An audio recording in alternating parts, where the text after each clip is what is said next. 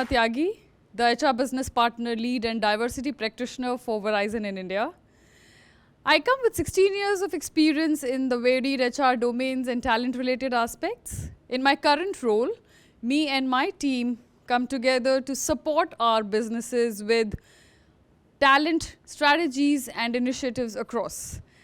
I also work with my leaders to help them be more inclusive and equitable in the way they conduct business, leverages the talent and fosters that talent for the best business results. Prior to this, I was heading diversity and inclusion for Verizon in India and was instrumental in bringing this practice up from ground zero. I am elated to bring to you this concept of a transformative journey of happiness through diversity, equity, and inclusion. So let's begin where the diversity and inclusion conversations began. And they began when we started realizing the need as countries, as organizations, to have different perspectives and thoughts in place. And acknowledging that basically the people are very different and unique in their own ways. So that's the first level of acknowledgement that happened. Then came the question of what diversity can do for business and establishing the business case for its need. Diversity does a lot of good things for an organization, and it took quite some time for the leaders, for the decision makers in the organization to be able to understand and leverage the power of diversity. From there, we evolved to have people in the organization who are having different thoughts, perspectives, opinions, talent, and they come from very different cultural backgrounds as well, and that's what differentiated them. Now, all of this to happen and come together for organization to have the best of their people, a very strong force was required.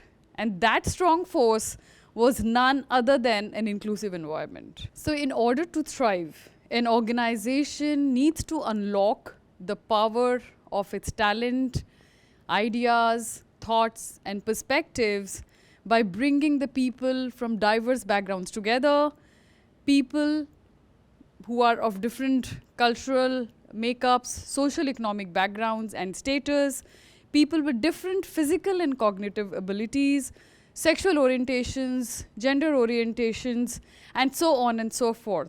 Basically, what they need is inclusion to be their best. We further progressed as cultures and included an interesting term in diversity and inclusion, which is called equity. Now, equity is about understanding that individuals have different needs and wants, and in order to leverage the best of the individuals, organizations need to customize the solutions according to these needs. Now, DEI, let's look at it together. It encompasses the symbiotic relation, philosophy, and culture of acknowledging, supporting, embracing, and caring for those who are different from us and have their own unique ways of doing things. So let's all put this together. While diversity ensures differences at workplace, the equity ensures that the programs and the policies that exist in an organization are catering to the needs of individuals who are varied and different. Inclusion, in the same breath, ensures that people at workplace feel belonged and valued for what they are. They can bring their best selves to work. Doesn't it really mark quite a revolution?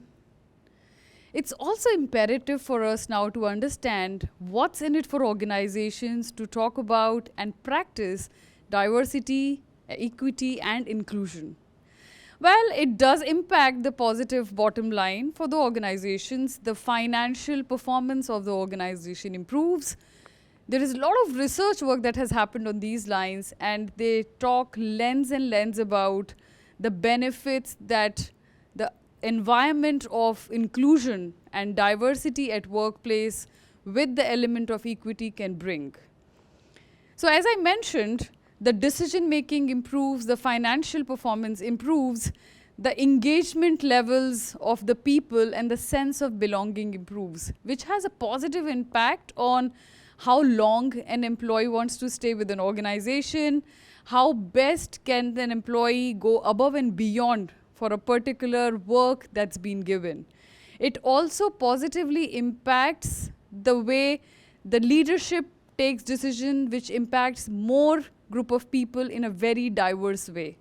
Let's also understand what's in it for an organization to focus on diversity, equity, and inclusion. Well, there's a lot of research work that has happened on these lines, and what the research tells us that an organization which is more inclusive has a lot of creative products, solutions, and ways in which it caters to its customers.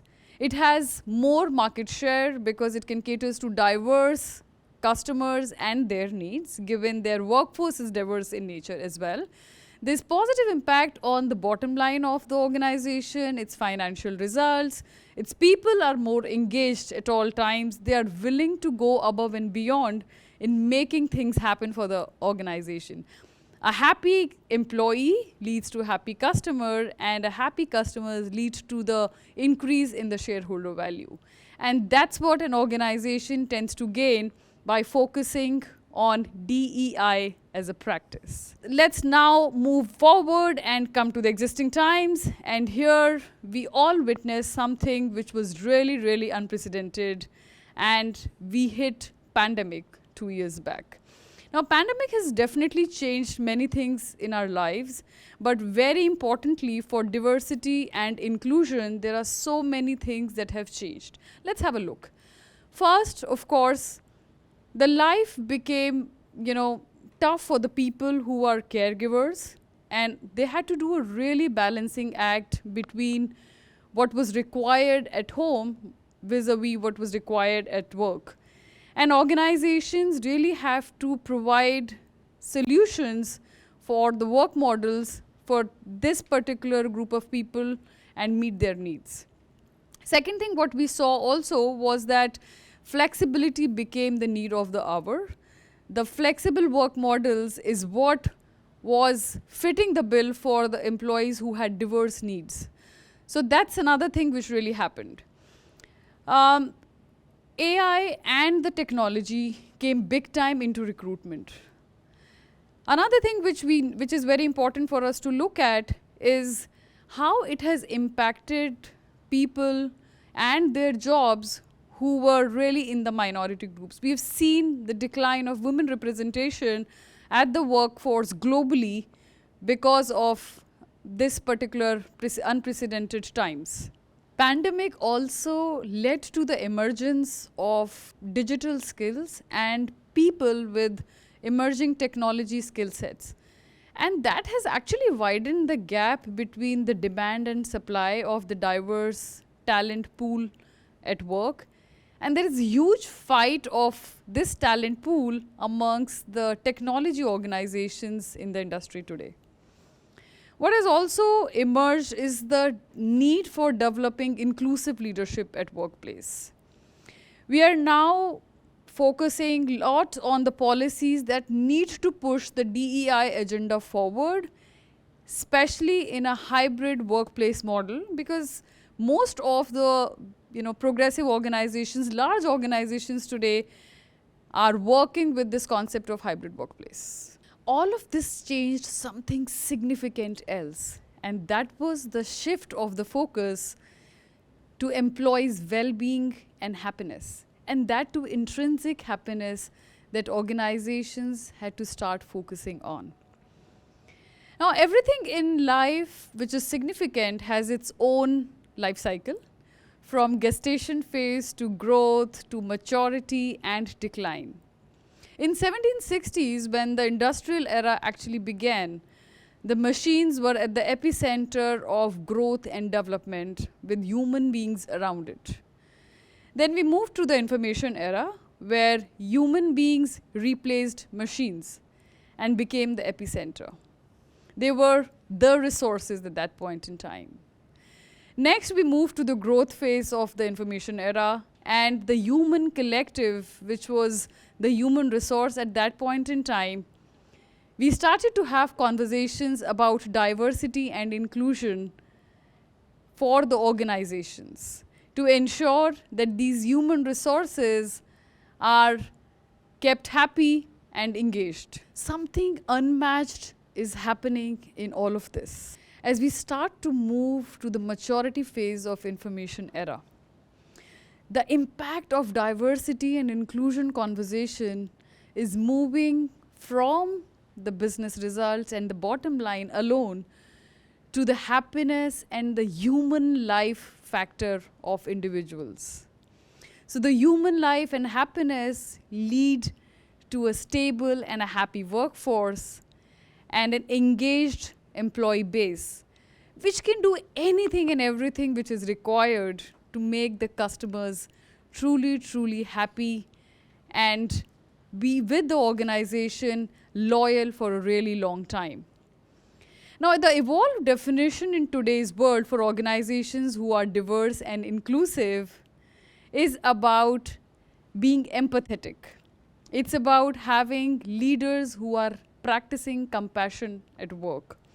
It is about having inclusion across levels of organization and having people involved in bold and candid conversations be able to speak their minds irrespective of who they are and be the best version of themselves.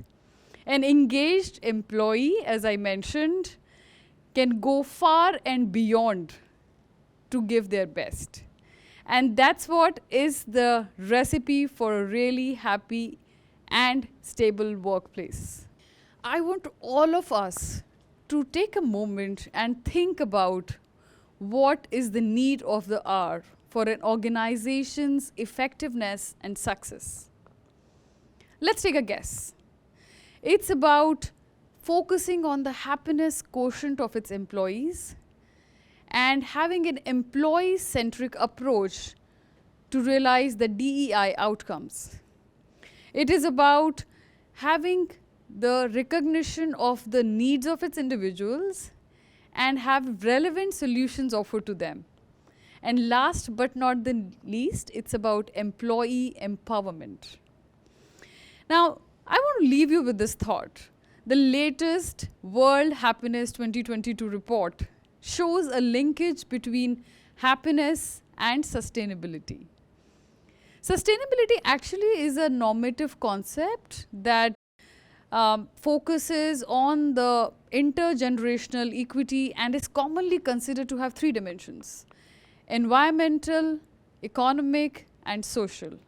What we are going to do in the future interactions of ours is to explore this concept of happiness and sustainable diversity. I can't wait to look for that. Thank you.